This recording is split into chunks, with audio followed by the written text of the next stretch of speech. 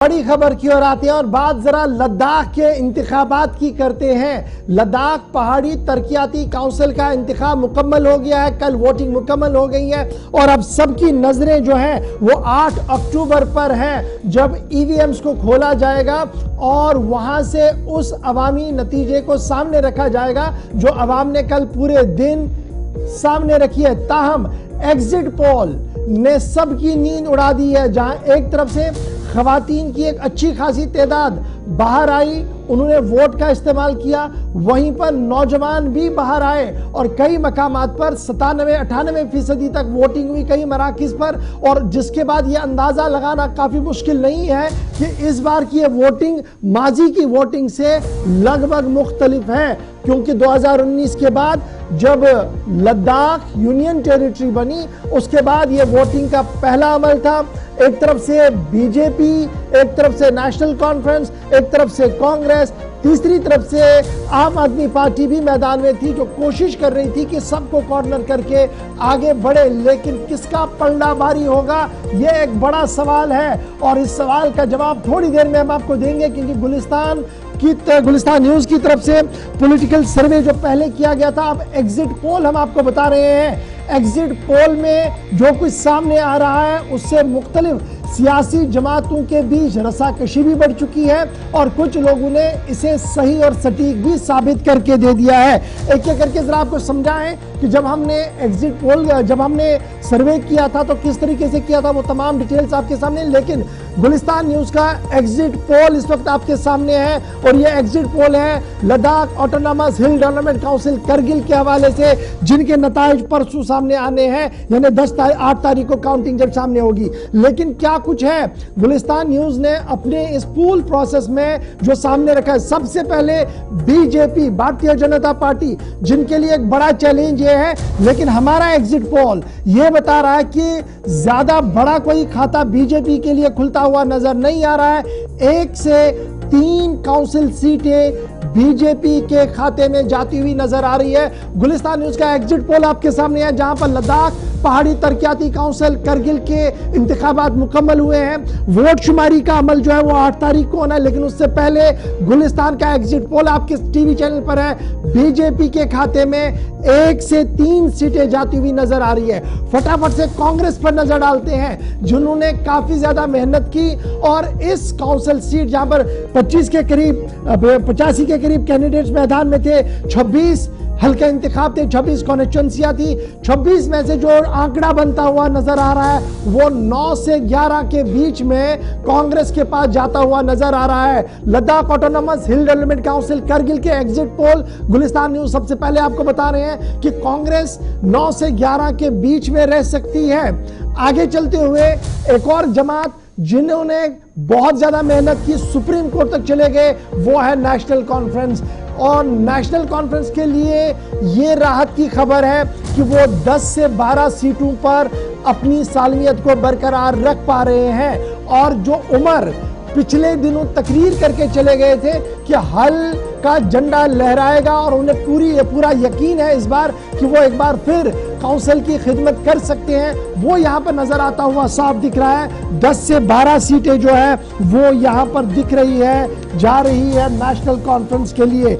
और फिर आता है नेशनल कॉन्फ्रेंस के बाद एक और इंपॉर्टेंट फैक्टर, वो है आजाद उम्मीदवारों का, क्योंकि काफी नौजवान उतरे थे, काफी लोग पार्टियों से बगावत करके उतरे थे और ऐसा लग रहा था कि शायद ये गेम चेंजर होंगे। लेकिन ये गेम चेंजर की तादाद 4 से 5 तक ही महदूद है, 4 या 5 लोग इंडिपेंडेंट होंगे। तो इस तरीके से एग्जिट पोल में जो अभी तक के नताइज हम आपके सामने रख रहे हैं, ये अंदाजे हैं, हमारा एग्जिट है। ग्राउंड जीरो पर जाकर हमने जो सर्वे किए हैं और जो आप लोगों से हमें फीडबैक मिला है, उसके मुताबिक आजाद उम्मीदवार 4 से 5 आ सकते हैं। तो सबसे बड़ी पार्टी जो उभर कर सामने आ रही है वो नेशनल कॉन्फ्रेंस उभर कर सामने आ रही है। लेकिन इत्तेहाद है नेशनल कॉन्फ्रेंस कॉन्फ्रेंस और कांग्रेस का, जिसकी वजह से सीधे लग रहा है कि बीजेपी उतना बड़ा बेटर परफॉर्मेंस नहीं कर पाई, आजाद उम्मीदवारों का उतना ज्यादा परफॉर्मेंस नहीं रहेगा। लेकिन अगर आप इन दोनों को मिलाते हैं तो काउंसिल सीधे दोनों के हाथ में चलती हुई नजर आ रही है। यानी एक तरफ से मल्लिकार्जुन खड़गे कांग्रेस के सदर या राहुल गांधी जिसके आप मानेंगे, दूसरी तरफ से उमर अब्दुल्ला जो कैंपेन को लीड करते हुए कई बार दिखे सोशल मीडिया पर भी और ऑफ द रिकॉर्ड भी, तो मैदान पर भी। तो यहां पर जो काउंसिल के नताइज है नेशनल कॉन्फ्रेंस के हक में जाते हुए नजर आ रहे हैं। लेकिन जब इत्तेहाद की बात करेंगे तो इत्तेहाद यहां पर जीतता हुआ नजर आ रहा है। एक बड़ा सवाल आपके सामने ये देख लीजिएगा, नेशनल कॉन्फ्रेंस उभरती हुई सामने आ रही है क्योंकि उनके पास 10 से 12 सीटों का आंकड़ा जा रहा है। ग्रीन जोन में इस वक्त नेशनल कॉन्फ्रेंस हमारे एग्जिट पोल के हिसाब से आपके सामने है। मजीद गुफ्तगू करेंगे जी इस पर हमारे नुमाइंदे जिन्होंने बड़ी मेहनत इस पर की है। मोहम्मद इसाक हमारे साथ ज्वाइन करेंगे, कुछ तज्जिया निगार हमारे साथ ज्वाइन करेंगे फोन लाइन पर।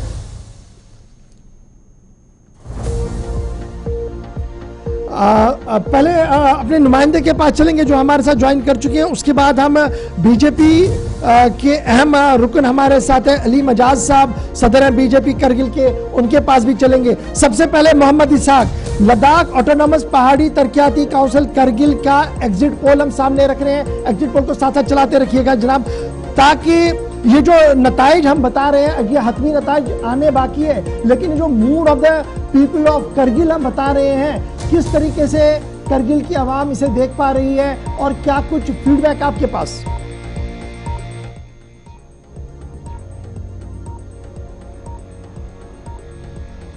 कंप्लीट हुआ है स्मूथली और यानी 8 बजे से 4 बजे तक के टाइम में किसी भी तरह की जो है नेगेटिव खबर या कॉन्फ्लिक्ट की खबर किसी भी पोलिंग स्टेशन से देखने को नहीं मिला है।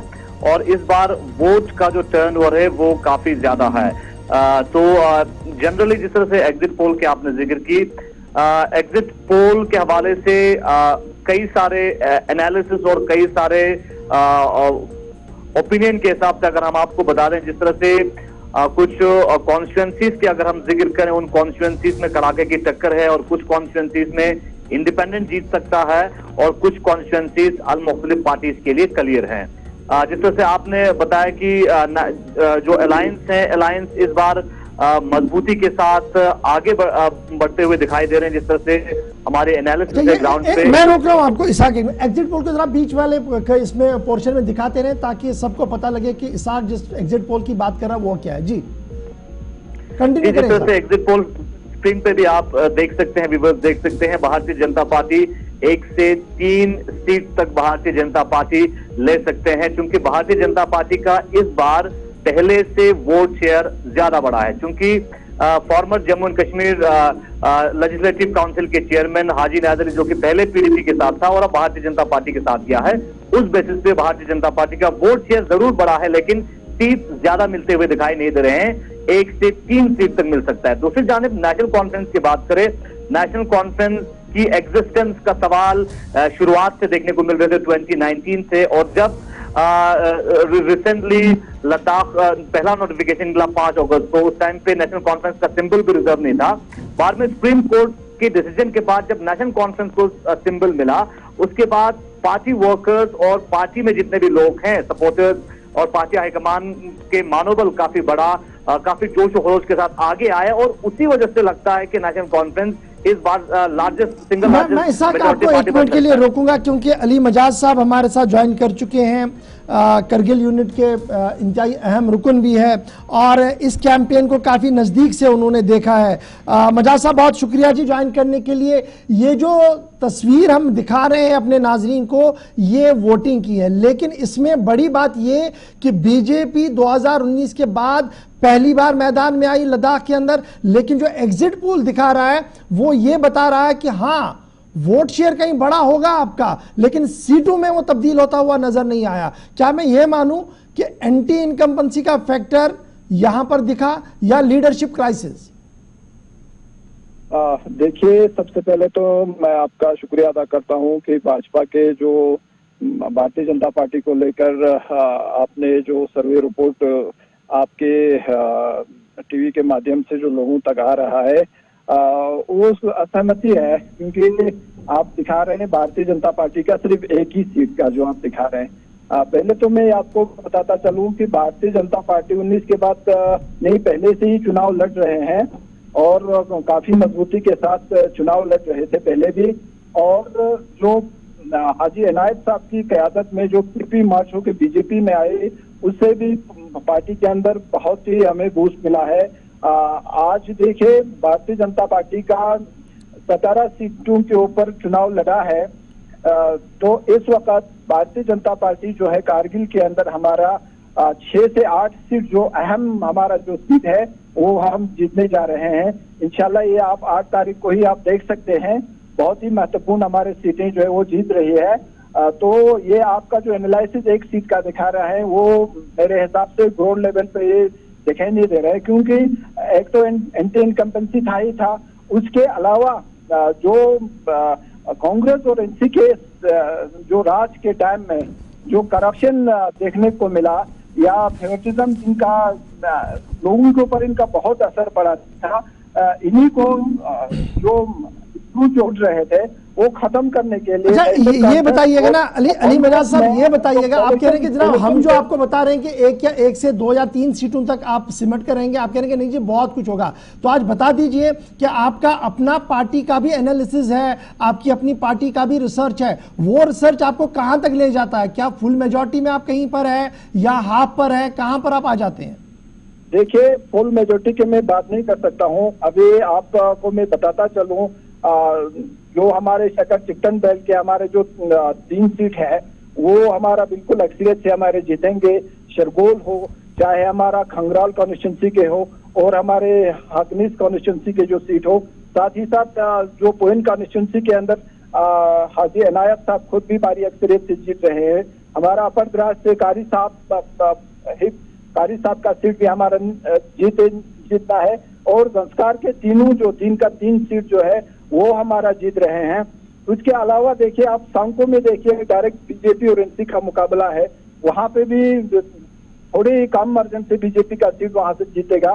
लंका से कॉन्स्टिट्यूंसी में 5 कैंडिडेट है, वहां से भी हमारा उम्मीद है कि लंका से कॉन्स्टिट्यूंसी आपका ये मानना है कि बीजेपी तकरीबन 8 से 9 सीटों पर अपने बलबूते पर आएगी इंशाल्लाह। कारगिल के अवाम ने जो मैंडेट जो बीजेपी के ऊपर जो विश्वास जताया है वो आने वाले 8 तारीख को ही दिखेगा इंशाल्लाह। चलिए बहुत शुक्रिया अली मजाज साहब ज्वाइन करने के लिए। मेरे साथ ज्वाइन कर चुके हैं जी इसाक, पहले ही ज्वाइन कर चुके हैं, और हमारे साथ आगा रजा साहब ने भी ज्वाइन कर दिया है, किया है, इस वक्त तर्जमान है नेशनल कॉन्फ्रेंस के। बहुत बहुत शुक्रिया आगा रजा साहब ज्वाइन करने के लिए। आप अली मजाज साहब को सुन रहे थे, कह रहे थे कि जनाब हमारे ऐसे पॉकेट्स हैं जहां पर सेंधमारी हमने कर ली है और अच्छे तरीके से हम जीत कर आएंगे। इसाक से मैं बाद में पूछूंगा क्योंकि इसाक तो इन कॉन्स्टिट्यूएंसीज में घूम कर आया है। हम जो सर्वे एग्जिट पोल बता रहे हैं, क्योंकि सर्वे में भी कुछ ज्यादा बेहतर नहीं दिख रहा था तब भी हमने चलाया था, और आज जो ये दिख रहा है इसे आप कैसे देख पा रहे हैं?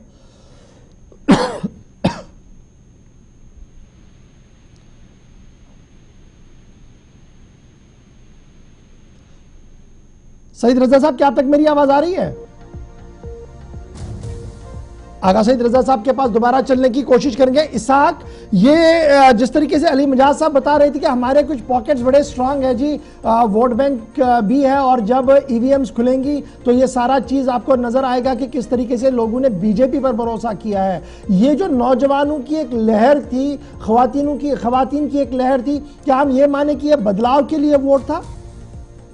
जी यकीनन बदलाव के लिए वोट था। इस बार ज्यादातर युवा और जितने भी लोगों ने शिरकत की एक चेंज माइंडसेट लेके इलेक्शन में आगे आए। और दूसरी तरफ जिस तरह से अली मजाज साहब का कहना था कि 5 से लगभग 6 से 8 सीट भारतीय जनता पार्टी जीत सकते हैं, शायद अली मजाज साहब कुछ इंडिपेंडेंस को इंक्लूड करके बता रहे हैं। जिस तरह उन्होंने कहा कि चिकटन बेल्ट से 3 सीट जीतने का उन्होंने बात की। चिकटन जो एरिया है, चिकटन में 3 जगह हैं। अगर हम शक्कर की बात करें, शक्कर में इंडिपेंडेंट और कांग्रेस है, और चिकटन में बीजेपी कांग्रेस और इंडिपेंडेंट है। खांगरल में बीजेपी कांग्रेस एनसी और इंडिपेंडेंट है। तो एक जो कॉन्स्टिट्यूंसी शक्कर में वहां पे भारतीय जनता पार्टी नहीं है, इंडिपेंडेंट के हिसाब से लड़ रहे हैं, तो उन्हें इंक्लूड करके बताने शायद हमें ऐसा लग रहा है। लेकिन हमारे एनालिसिस के हिसाब से भारतीय जनता पार्टी 1 से 3 सीट तक ले सकते हैं। थोड़ा मैं कॉन्स्टिट्यूंसी वाइज आपको बताते चलूं, यूरबल तक जो कॉन्स्टिट्यूंसी है जहां पे काफी कड़ाके की टक्कर हमें देखने को मिल सकता है, लेकिन एक्सपीरियंस के हिसाब से यूरबल तक कॉन्स्टिट्यूंसी में इंडिपेंडेंट जो है उभर के आ सकता है, इस तरह के हमारे एनालिसिस है। दूसरी जानिब परकच की अगर हम कॉन्स्टिट्यूंसी की बात करें, परकच कॉन्स्टिट्यूंसी में भी कड़ाके की टक्कर है, क्योंकि नेशनल कॉन्फ्रेंस से जुड़ाव था पहले जो हाजी गुलाम मोहम्मद साहब का, बाद में उन्होंने इंडिपेंडेंटली फाइट किया और दूसरी जानिब उनके साथ अलायंस वाला कैंडिडेट भी हैं, तो वहां पे काफी कड़ाके की टक्कर है। और दूसरी जानिब बरसों कॉन्स्टिट्यूंसी की बात करें, बरसों कॉन्स्टिट्यूंसी में भी कड़ाके की टक्कर है, लेकिन जो इंडिपेंडेंट कैंडिडेट हैं उनका जो अगर हम कहें कि इलेक्शन के दौरान प्रोपोगेशन की बात करें या रुख की बात करें, रुख काफी ज्यादा देखने को मिला, लेकिन आने वाला वक्त बताया, लेकिन ग्राउंड जीरो पे फाइट काफी देखने को मिल रहा है। जेएमपुर की अगर हम बात करें, जेएमपुर कॉन्स्टिट्यूंसी में इंडिपेंडेंट आगे बढ़ते हुए हमें दिखाई दे रहे हैं। रणवीरपुर कॉन्स्टिट्यूंसी की बात करें जहां पे नेशनल कॉन्फ्रेंस और कांग्रेस के बीच में फाइट है। बिम्बट कॉन्स्टिट्यूंसी की बात करें, वहां पे भी कांग्रेस और एनसी के बीच में फाइट देखने को मिल रहा है। शरकोल कॉन्स्टिट्यूंसी में कांग्रेस आगे बढ़ते हुए हमें दिखाई दे रहे हैं। पश्चिम में इंडियन नेशनल कांग्रेस की जीत जो है देखने को मिल रहा है, और करशा में कांग्रेस, पदुम में एनसी और चा में कड़ाके की टक्कर है। चा से भारतीय जनता पार्टी एक बार फिर उभर के आ सकते हैं, लेकिन एक चीज है कि करशा में जो है वोट शेयर कम है, तो उस बेसिस पे हमें देखने को मिल सकता है। और भी बहुत सारे कॉन्स्टिट्यूंसीज हैं, उसके बारे में आप विस्तार से बता सकते हैं जहां क्लोज फाइट। ठीक है जी, ये तो आपने बताया कि अली मंजाज साहब जो बात कह रहे थे वो लग रहा था कि शायद वो सबको गिन रहे हैं, लेकिन अब आम आदमी पार्टी की भी थोड़ी सी हम बात कर लें, क्योंकि आम आदमी पार्टी की जो दस्तक है वो कितनी मजबूत है, क्योंकि उनका खाता तक खुलता हुआ कहीं नजर नहीं आ रहा है, और कैंपेन ट्रायल में कहीं ना कहीं वो नजर आ रहे थे, नौजवानों तक जाने की कोशिश कर रहे थे, लेकिन यहां पर वो खाता तक नहीं खोल पा रहे हैं। तो क्या मैं ये मानूं कि लीडरशिप क्राइसिस वहां पर भी है या एक्सेप्टेंस उनकी कहीं पर नहीं है? जी, आम आदमी पार्टी की अगर हम बात करें, आम आदमी party last year Ladakh autonomous 2 साल पहले लद्दाख ऑटोनॉमस हिल डेवलपमेंट काउंसिल लेह में भी आए थे, और उस वक्त जो है एक सीट पे क्लोज फाइट दिया था। लेकिन इस बार एलएजीसी करगिल में आम आदमी पार्टी के साथ कोई ऐसा बड़ा नेता नहीं है किसी भी, क्योंकि जब भी करगिल में पॉलिटिकल पार्टी उभर के आते हैं उनके साथ एक बड़ा नेता होता है। जब पहले पीडीपी के साथ कोई भी नहीं था, उस वक्त जब हाजी इनायत अली पीडीपी के साथ चला गया तो पीडीपी का वोट शेयर बढ़ा, और बाद में जब हाजी इनायत अली बीजेपी के साथ चला गया तो पीडीपी इस वक्त करगिल में एग्जिस्ट नहीं करते। तो वही स्थिति आम आदमी पार्टी के साथ है। आम आदमी के साथ पार्टी के साथ कोई बड़ा, अच्छा, इसमें भी एक मैं आपके पास दोबारा आऊंगा। ये तो आम आदमी पार्टी वाली बात हुई कि कोई बड़ा चेहरा नहीं है। उमर बड़ा चेहरा था, वो आए, कांग्रेस के कुछ लोग थे वो आए, बीजेपी के भी टॉप लीडर्स वहां कैंपेन करते हुए नजर आए। इस पर मैं जरूर आऊंगा। मेरे साथ फोन लाइन पर इस वक्त ज्वाइन कर चुके हैं जी सईद रजा मौसवी साहब। सईद साहब, बहुत शुक्रिया जी ज्वाइन करने के लिए। तर्जुमान है नेशनल कॉन्फ्रेंस के। ये जो उमर साहब की बात गुज़श्ता दिनों तकरीर के अंदर थी कि हल वाले झंडे को इतना आसानी के साथ नहीं हिलाया जा सकता है, देखिए नताइज आने दे। हाँ, गुलिस्तान इसका जो एग्जिट पोल है वो आपको बढ़तरी दे रहा है जी 10 से 12 सीटों पर। आप किस तरीके से देख रहे हैं ये जो एग्जिट पोल सामने, आपका पहला रिएक्शन इस पूरे मामले पर? जी बेशक, बहुत शुक्रिया गौर साहब। और मैं आपको बताता चलूं, जिस तरह से हमारे कायद उमर साहब का कहना था कि हल के झंडे को इजीली से नहीं हिलाया जा सकता, हालांकि यूटी एडमिनिस्ट्रेशन ने काफी स्टेप मदरली जो एटीट्यूड अपनाया हमारे साथ, जो हमारे सिंबल को रिजर्व नहीं किया गया पहले, और बाद में फटकार पड़ने के बाद 1 लाख जुर्माना देने के बाद हमें ये सिंबल दिया गया। उसमें मैं आपको ये बताता चलूं कि न सिर्फ जम्मू कश्मीर नेशनल कॉन्फ्रेंस के वर्कर्स को प्रॉब्लम्स का सामना करना पड़ा डेलिबरेटली बाय यूटी एडमिनिस्ट्रेशन, बल्कि पूरे करगिल जिले के लोगों को 1-1.5 महीना पीछे धकेल दिया गया। इस तरह से आपका मालूम है यहाँ का इतना शॉर्ट सीजन रहता है, तो उसके बावजूद भी इस इलेक्शन को 1-1.5 महीने पीछे धकेलना, और वो भी डेलिबरेटली ये चीज करना, और ऑनरेबल सुप्रीम कोर्ट के ऑर्डर से वो हमें देखने को मिला है। बाकी मैं आपको ये बताता चलूं कि आपका शुक्रिया भी करता हूं मैं कि आपने फिर से जम्मू कश्मीर नेशनल कॉन्फ्रेंस को सिंगल लार्जेस्ट पार्टी के तौर पे अपने एग्जिट पोल में दिखाया है, और ये यकीनन सही है। और आपके एग्जिट पोल और हमारे जो पार्टी के एग्जिट पोल है वो ज्यादा इसमें चेंज नहीं है। आप जहां हमें 10 से 12 सीट दे रहे हैं, हम भी वहीं पे 13 से 14 सीट का आई कर रहे हैं। 17 कैंडिडेट्स हमारे ग्राउंड पे है, और 13 से 14 कैंडिडेट्स का हम आई कर रहे हैं कि इंशाल्लाह हमें ये सीट पक्का मिलेंगी। बाकी जो अभी मजाज साहब को मैं सुन रहा था, वो अभी कह रहे थे कि शक्कर सीट का जिक्र कर रहे थे, तो अभी ऑन रिकॉर्ड आप देख सकते हैं कि कातो शमीम जो इंडिपेंडेंट कैंडिडेट वो अपने साथ गिन रहे हैं, उन्होंने ऑन रिकॉर्ड ये चीज कहा है शक्कर में जाके, और यहाँ पे प्रेस के साथ सामने भी आप हिसाब से भी पूछ सकते हैं कि वो अब इंडिपेंडेंट कैंडिडेट है, उनका बीजेपी के साथ कोई मुंसलिक नहीं है। तो ये तो बहुत बड़ा धोखा है। अगर वो अपने साथ उनको ऑलरेडी गिन रहे हैं तो इट मीन्स कि इनका पहले से गठजोड़ हुआ है। तो इसी तरीके से दोगली पॉलिसी से के खिलाफ जो है जम्मू कश्मीर नेशनल कांग्रेस खड़ी हुई थी, और अभी मजाज साहब की बातों से क्लियर भी हो रहा है कि इंडिपेंडेंट कैंडिडेट्स को के ऊपर इन्होंने ऑलरेडी जो है बैटिंग करना शुरू किया है। और हालांकि वो इंडिपेंडेंट कैंडिडेट खुद कह रहे हैं कि हम बीजेपी से नहीं है, हम इंडिपेंडेंटली लड़ रहे हैं और हम अपने कॉन्स्टिट्यूंसी के डेवलपमेंट के लिए आगे आए हैं। बट जिस तरह से भारतीय जनता पार्टी के खेमे से ऐसी बातें आ रही है तो ये बहुत ही ताज्जुब करने वाली बात है।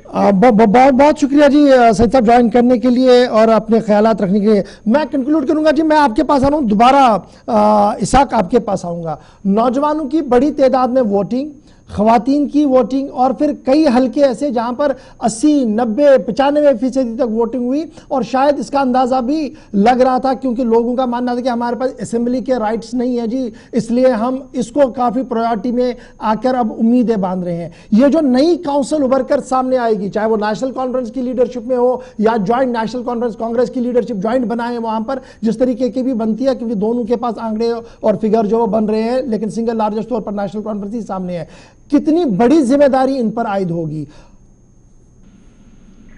जी यकीनन एक बहुत बड़ा चैलेंज है, क्योंकि नेशनल कॉन्फ्रेंस और कांग्रेस दोनों ने बड़ा दावा किया है पॉलिटिकल कैंपेन के दौरान कि लद्दाख के अंदर और खासकर करगिल में जो जनरल इश्यूज हैं लद्दाख के कॉन्टेक्स्ट में, चाहे वो सेफगार्ड की बात करें, रिक्रूटमेंट की बात करें, पॉलिसी मेकिंग की बात करें, कल्चरल प्रिजर्वेशन की बात करें, काउंसिल के एम्पावरमेंट की बात करें, उन सारे चीजों पर उन्होंने लोगों के सामने जाके ये आश्वासन यकीनी दिया है कि उसके ऊपर काम करेंगे। लेकिन आगे अगर हमारा एग्जिट पोल सही निकलेंगे, अगर निकलता है तो काउंसिल में एलएचडीसी करगिल में एनसी और बीजेपी के ऊपर बड़ा चैलेंज है कि करगिल के जनरल मफाद के लिए एनसी और जेके एनसी और कांग्रेस के ऊपर कि करगिल के बड़े मफाद के लिए किस तरह से काम करेंगे, काउंसिल को एम्पावर करने के लिए कैसे काम करें, क्योंकि इन दोनों के ऊपर भारतीय जनता पार्टी का हर वक्त इल्जाम यही रहता है कि इन दोनों पार्टीज ने करगिल को यानी डेवलपमेंटल पेस के लिहाज से पीछे रखने में कोई कसर नहीं छोड़ा है। इस तरह की इल्जाम भारतीय जनता पार्टी का हर वक्त रहता है। तो ये देखने वाली बात अहम होगी जब करगिल में काउंसिल बनेगा। तो फिलहाल एग्जिट पोल के हिसाब से यही नतीजा हमें देखने को मिल रहा है कि काउंसिल जो है अलायंस का बन सकता है, जिसमें पोस्ट पोल, pre poll, post poll alliance हुआ है तो आधे साल के लिए ये अलायंस बन के देखने को मिल सकता है। लेकिन एक चीज ये भी है कि 2018 में भी अलायंस हुआ था Jammu and Kashmir national conference और इंडियन नेशनल कांग्रेस का, लेकिन कुछ मुद्दत के बाद इस अलायंस में भी एक बड़ी परेशानी है ना, वो फ्रेंडली अलायंस जैसा था जहां पर उन्हें लग रहा था कि दोनों को उतरना चाहिए था वहां उतरे, जहां उन्हें लगा कि कोई तीसरा फ्रंट बड़ा मजबूत है तो वहां दोनों एक हो गए। तो ये माना जाए कि ये एक टेक्निकल अलायंस था और उस तरीके का अलायंस नहीं था कि ट्रांसफर ऑफ वोट एक पार्टी का दूसरी को करना पड़ा। उस तरह के अलायंस हमें देखने को नहीं मिला, यकीनन टेक्निकल अलायंस ये हमें देखने को मिला। लेकिन कुछ सीट्स हैं, जैसे अगर हम पॉइंट कॉन्स्टिट्यूंसी की बात करें जहां पे भारतीय जनता पार्टी भी कहीं ना कहीं मजबूती के साथ पॉइंट कॉन्स्टिट्यूंसी से इलेक्शन लड़ रहे हैं, और पॉइंट कॉन्स्टिट्यूंसी में हाजी नाज अली साहब खुद लड़ रहे हैं जो कि एनसी बीजेपी का हेड है, इस वक्त करगिल में लीड कर रहे हैं इस इलेक्शन को। नेशनल कॉन्फ्रेंस है, नेशनल कॉन्फ्रेंस से पहले यानी फॉर्मर काउंसिल में काउंसिलर रहे हैं पॉइंट कॉन्स्टिट्यूंसी से, वहां से कांग्रेस भी है, यानी ट्रायो 5 पॉइंट कॉन्स्टिट्यूंसी से हैं, वहां पे अलायंस हमें देखने को नहीं मिला। दूसरी जाने अगर हम खानल कॉन्स्टिट्यूंसी की बात करें जहां पे इंडियन नेशनल कांग्रेस भी है, वहां पे नेशनल कॉन्फ्रेंस भी है, इंडिपेंडेंट भी हैं और भारतीय जनता पार्टी से भी है, तो वहां पे भी अलायंस हमें देखने को नहीं मिला। लेकिन कुछ दूसरे सीट्स हैं, जैसे अगर हम परकची कॉन्स्टिट्यूंसी की बात करें या थंगदुम्बुर कॉन्स्टिट्यूंसी की बात करें, बरसो कॉन्स्टिट्यूंसी की बात करें, वहां पे अलायंस देखने को मिला। और पश्चिम कॉन्स्टिट्यूंसी की बात करें, वहां इन कॉन्स्टिट्यूंसीज में जनरल अलायंस का कैंडिडेट यानी ज्वाइंट कैंडिडेट हमें देखने को मिला। तो आने वाला वक्त ही बताएगा, अब 8 तारीख ही बताएगा कि अब जो है लोगों के रुझान किस तरह। चलिए बहुत शुक्रिया इसाक हमारे साथ लद्दाख से ज्वाइन करने के लिए। फटाफट से एक बार जरा चला दीजिएगा हमारे नाजरीन के लिए कि गुलिस्तान न्यूज का जो एग्जिट पोल है वो क्या बताता है? एग्जिट पोल करगिल का है, जहां पर हिल काउंसिल के इंतखाबात हुए हैं। बीजेपी के खाते में 1 से 3 सीटें जाती हुई नजर आ रही है, अगरचे मजाज साहब का मानना कि नहीं जनाब इससे ज्यादा होंगी, लेट अस वेट कि क्या कुछ वहां से निकल कर आता है। ये एग्जिट पोल है। अब ये एग्जैक्ट पोल कितना साबित होगा उसके लिए चंद दिनों का इंतजार। कांग्रेस के खाते में 9 से 11 सीटें जा रही हैं, दूसरे नंबर पर यह पार्टी कहीं ना कहीं नजर आ रही है। फिर फटाफट से जब हम हिल काउंसिल की तीसरी पार्टी पर आते हैं, वो नेशनल कॉन्फ्रेंस है। सिंगल लार्जेस्ट के तौर पर 10 से 12 सीटों पर यह जा रही है, 1-2 सीट्स का फर्क यहां पर हो रहा है, 12 सीटों पर यह जा रही है सिंगल लार्जेस्ट के तौर पर। और फिर जब हम आजाद उम्मीदवारों की बात करें, जो 4 से 5 है, अगर ये मिलते भी है लेफ्ट राइट, तो क्या फिर ये इस अलायंस को कोई खतरा बन रहा है? तो वो मुझे कहीं टेक्निकली नजर नहीं आ रहा है। इसलिए अगर ये दोनों अलायंस नेशनल कॉन्फ्रेंस और कांग्रेस का कंटिन्यू रहता है, तो यहां पर काउंसिल सीधे सीधे नेशनल कॉन्फ्रेंस के हाथ में जाती हुई नजर आ रही है। सिंगल लार्जेस्ट पार्टी के तौर पर नेशनल कॉन्फ्रेंस, दूसरे नंबर पर यहां पर दिख रही है कांग्रेस, तीसरे नंबर पर कहीं ना कहीं बीजेपी, और फिर तीसरे नंबर पर आजाद और चौथे नंबर पर